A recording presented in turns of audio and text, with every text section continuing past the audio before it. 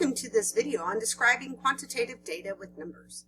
By the end of this video, you should be able to identify outliers using the 1.5 times IQR rule. You should also be able to make and interpret box plots of quantitative data. And you should also be able to use box plots and numerical summaries to compare distributions of quantitative data. All right, we're going to see how your height compares with that of the height of other AP Stats students.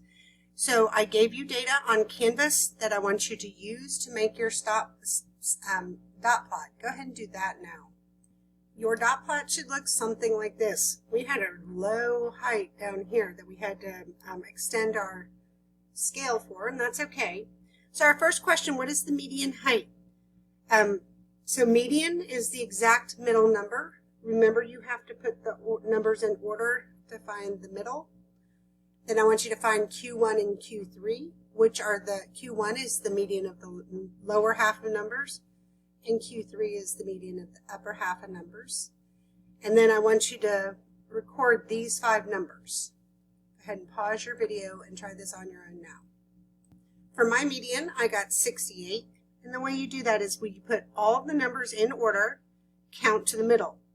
In our case, there was no exact middle number, so you had to add the 2 middle numbers together and divide by 2 to find out what the middle number was. How about Q1 and Q3? For my Q1, I got 64, and Q1 is the median of the lower half of numbers. So once you found the median, you had a lower half and you had an upper half. The median of the lower half is your quartile 1, Q1, and the median of the upper half is Q3 or quartile 3. Now, what were these 5 numbers from your data? All right, for these 5 numbers, the smallest number I had was 54. My Q1 or quartile 1 was 64. My median was 68. My quartile 3 was 71. And then my maximum or largest number was 75. So we're going to make a box and whisker plot from this information. What's nice about these 5 numbers is they are all the important numbers for making a box and whisker plot. So if you remember, a box and whisker plot kind of looked like this, so you have a memory of making them before. So we're going to have to extend because we have a short person that was in our list. Okay. Our lowest number is 54, so I'm just going to put a dot over it. Okay. Q1 is at 64, so right above 64, I'm just going to draw a straight up line. My median was at 68, straight up line. Q3 was at 71, and my maximum was at 75.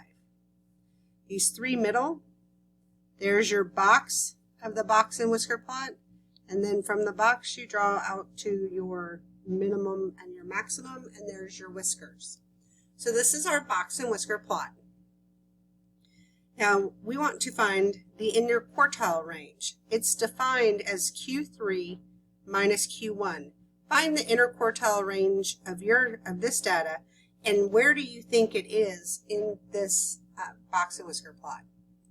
All right, for Q3 minus Q1, I got 7, so that means my IQR is 7.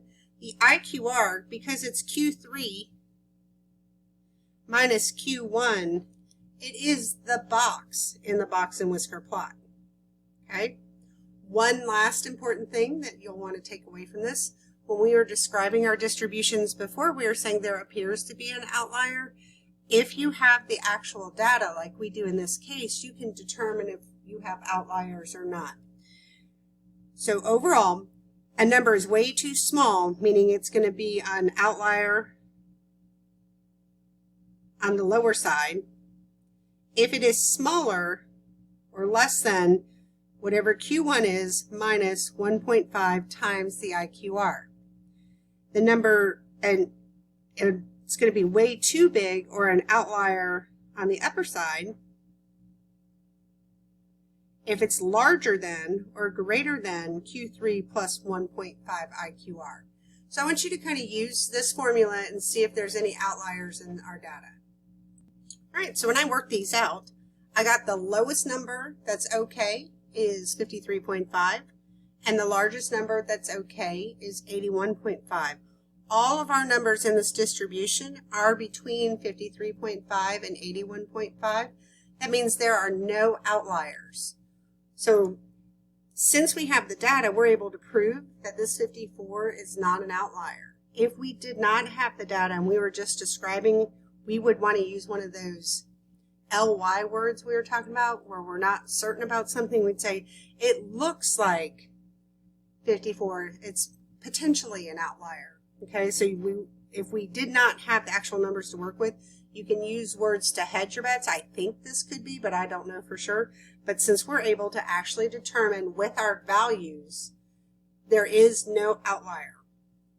All right, let me give you a little bit of notes to kind of formalize this just a little bit. If you're not remembering how to find your median and your Q1 and Q3, make sure you have this part written down. But these 5 numbers are called the 5-number summary. It's not a very fancy name, it just says what it is, the 5-number summary. Those are the 5 numbers that you need in order to make your box and whisker plot. Okay? On our box and whisker plot, this section in the middle, the box, this is your IQR. Okay. If we go from Q3 and we add 1.5 times the IQR to it, that could tell us if there's outliers on the upper side. If we take our Q1 and we subtract 1.5 times the IQR, that will tell us if there's outliers on the lower side.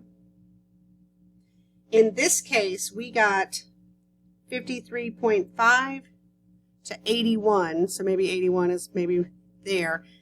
All numbers in our data set were between those two numbers, so we had no outliers. All right, so we want to summarize for our learning targets for today. The first one we're going to talk about is the 5-number summary. All right, our 5-number summary are the 5 numbers that make up the min, Q1, median, Q3, and max. Those 5 numbers, when you put them on a number line, will make your box and whisker plot for you. The other thing that we talked about that was very important was outliers. For outliers, a number is going to be way too small if it's less than Q1 minus 1.5 IQR. If it's less than this number, then it's an outlier. It's going to be way too big if the number is bigger than Q3 plus 1.5 IQR. That means if it's bigger than that number, then it's an outlier on the upper side. The next thing we're going to talk about is our IQR. The IQR is the interquartile range. We found it by subtracting Q3 minus Q1. Another thing you might hear it referred to is the middle 50%, because in a box and whisker plot, each section is worth 25% of the total data. So the 2 middle sections add up to 50%. It's represented visually by the box on a box and whisker plot. And we talked about the IQR briefly the other day, when I was saying if you have skewed data, you wanted to use the median and the IQR to describe it, because the IQR is resistant to outliers. And one last thing I want you to remember as you move forward, be sure to remember when you're describing distributions, you must include shape, outliers, center, and variability. You want to make sure you include the context of the problem. Use comparison words. Last and least, don't just list things. Okay? So you want to use comparison words, especially when you're doing this next problem down here. I want you to work to check your understanding and turn in a photo of it when you're finished.